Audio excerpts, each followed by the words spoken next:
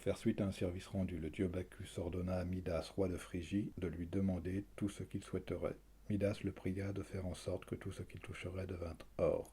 Bacchus, fâché qu'il n'eût pas désiré quelque chose de plus avantageux, lui accorda un pouvoir qui allait lui être tout à fait inutile, et le roi, qui se crut au comble de la félicité, se retira très satisfait de la grâce qu'il venait d'obtenir. Comme il se défiait d'une faveur si singulière, il prit d'abord une branche d'arbre et elle fut aussitôt changée en un rameau d'or. Il arracha quelques épis de blé qui devinrent dans le moment la plus précieuse de toutes les moissons.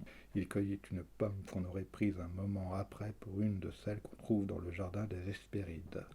À peine eut-il touché les portes de son palais qu'elles commencèrent à jeter un éclat surprenant. Lorsqu'il se lavait les mains, l'eau prenait une couleur qui aurait trompé Danaé. Charmé d'une vertu si extraordinaire, Midas se livrait à tous les transports de sa joie lorsqu'on vint l'avertir qu'on avait servi. Quand il fut à table et qu'il voulut prendre du pain, il le trouva converti en or. Il porta à la bouche un morceau de viande et il ne trouva que de l'or sous la dent. Lorsqu'on lui présenta à boire du vin mêlé avec de l'eau, il n'avala qu'un or liquide. Surpris d'un prodige si nouveau, pauvre et riche tout à la fois, il déteste une opulence si funeste et se repent de l'avoir souhaitée.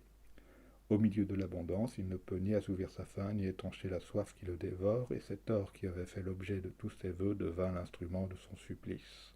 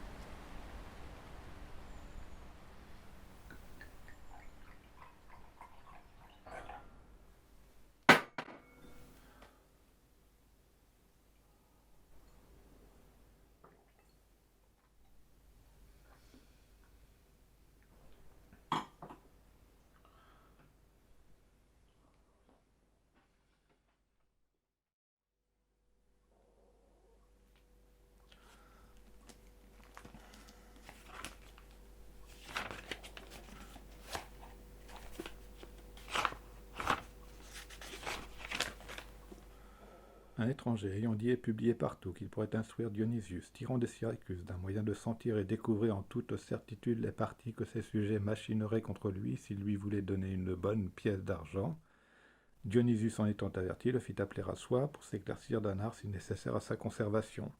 Cet étranger lui dit qu'il n'y avait pas d'autre art sinon qu'il lui fit délivrer un talent et se vanta d'avoir appris de lui un singulier secret. Dionysius trouva cette invention bonne et lui fit compter 600 écus. Il n'était pas vraisemblable qu'il eût donné si grande somme à un homme inconnu qu'en récompense d'un très utile apprentissage, et servait cette réputation à tenir ses ennemis en crainte.